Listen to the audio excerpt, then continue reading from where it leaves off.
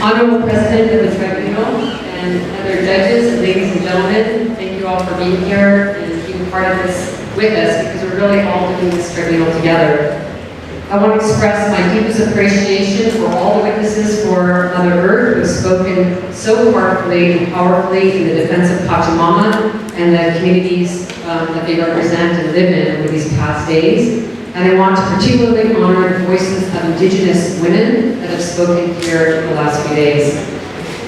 I want to thank the presenters of the climate change case for such a compelling and critical testimony about global warming and false solutions. The presentation reminded me of a forum I participated in during the People's Climate March in New York City this past September. Scientists in this forum were reporting about their research concerning the harmful effects of increasing CO2 emissions in the atmosphere on pregnant women and their growing babies. What was almost too difficult to grasp at this forum was that as a species, we are literally weighing the very health of our babies against a destructive system that has gone completely mad. The climate change presenters today made well-founded arguments that many of the rights addressed in the Universal Declaration of the Rights of Mother Earth have been, in fact, violated. Because of the current rise of global temperatures, we are already seeing significant destruction to both ecosystems and human communities. If the global mean temperatures warm by more than 2 degrees Celsius, and most likely less than that, risks to ecosystems and livelihoods will surpass tolerable levels. Humans will likely no longer be able to inhabit many previously hospitable regions and will suffer from extreme weather conditions, including rising sea levels, loss of arable lands, population displacement by violent storms and floods, droughts, biodiversity, mass extinctions, watershed destabilization, and life-threatening food scarcity. Your arguments have made it clear that the consequences of climate change are leading to irreversible and fatal changes to the very web of life. Because of this and the destructive pressures from capitalism based on endless material growth in an extractive economy and a worldview based on domination, we can see there are grave violations of Mother Earth's rights that are not only destroying animals, plants, rivers, oceans, and the atmosphere, but are bringing into question the very existence of the human species. The fossil fuel industry, our governance structures, and corporate institutions must be held accountable for these violations against nature. And while many world leaders hold on to the notion that we can postpone serious reductions in fossil fuels, nature is clearly demonstrating to us that Earth's natural laws cannot be manipulated, compromised, or ignored. You have shown us in your presentation that climate destruction is one of the many symptoms of the underlying forces of class-based, hierarchical, capital-dominated economics that subordinate and disempower billions of people worldwide. We've heard stories and stories in the last few days about this. From your arguments, we can see that false solutions such as geoengineering, carbon capture and storage, nuclear energy, carbon markets are only furthering violations to Mother Earth's rights. Geoengineering as a techno fix interferes with the natural laws of Mother Earth. It is doubly dangerous and destructive because geoengineering not only interferes with the Earth's natural ability to balance herself, it is also an action that does nothing to address any of the root causes of climate change. Naomi Klein has stated, in quotes, "The appeal of geoengineering is that it doesn't threaten our worldview. It leaves us in a dominant position. It says there's an escape hatch." In other words, if we just keep doing what we're doing, we're just going to go off the cliff that we can see. You have shown us in your presentation that market mechanisms are also a violation through the buying and selling of the right to pollute the atmosphere through schemes like carbon trading. It is not a surprise that in these schemes, nature is assumed to be a commodity and that the commodification and financialization of nature is inherent in the capitalist system. When we think about the rights of nature, we have to ask, do we have the right to sell and destroy something that belongs to everyone and should be a shared commons? And does it make any sense to try to protect nature and heal our damaged ecosystems by subjecting nature further to an economic and legal system that caused damage in the first place? Your testimony highlights the need to address immediate actions that are real solutions, solutions based on climate justice and respect for the natural laws of our Mother Earth. I have been deeply moved by the Tribunal.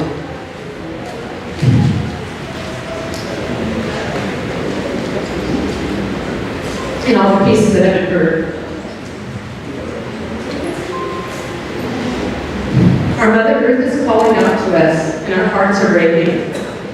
She is letting us know that we are on a path of great devastation, and our hearts also break for our fallen sisters and brothers. And while it's true the Earth will live on and survive even if we do not, it is tragic to think that our mark as a species on this beautiful, luminous planet will be one of destruction and violence instead of beauty-making, dignity, and harmony with nature.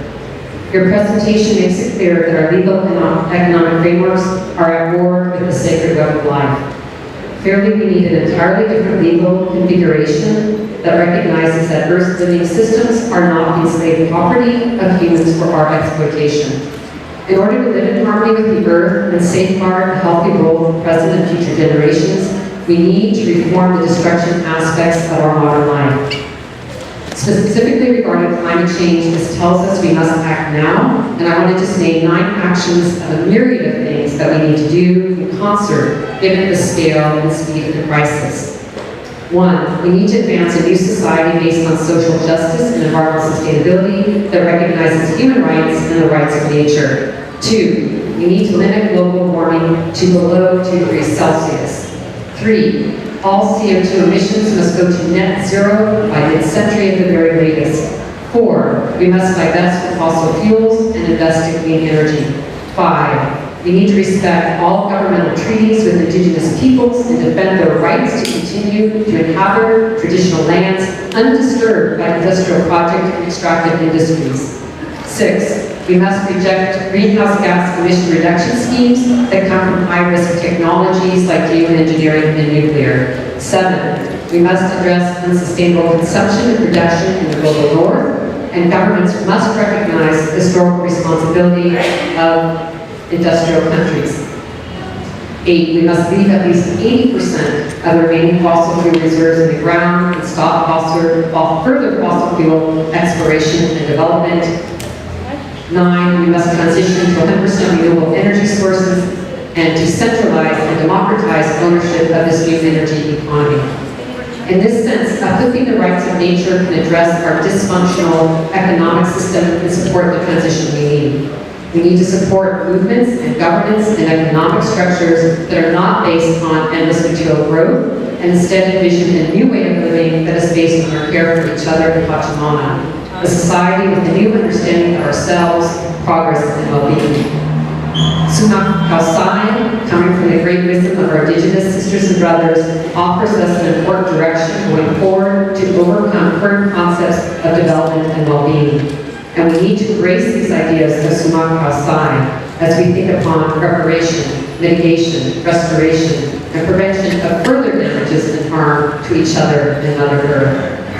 In closing, what is critical about rights of nature is that it can help us reconnect with Mother Earth. This is essential because underlying so many of the root causes of our destructive relationship with nature is a belief by many people that we are separate from nature. This sense of disconnect from our living Earth has proven to not only be spiritually heartbreaking, but a disaster in the human experiment. My hope is that in finding our current legal and economic systems in violation of nature's rights, and in finding false solutions to climate change, and the actors involved in those false solutions in violation of nature, that we will have a deeply needed societal transformation, that we will come home, back to Mother Earth with respect and care, and rather quickly, given the small window of time we have concerning ecological tipping points. As Mr. Salon stated in his presentation, the case of climate change is complex and far-reaching, and has asked that the Tribunal keep the case open for further evidence to be collected and prepared for a tribunal that is being organized during the time of the United Nations climate negotiations in Paris next year. It was also suggested that in Paris, one full day of the tribunal be dedicated specifically to climate change. And as the judges, we would like to go ahead with this proposal and accept this idea. Thank you.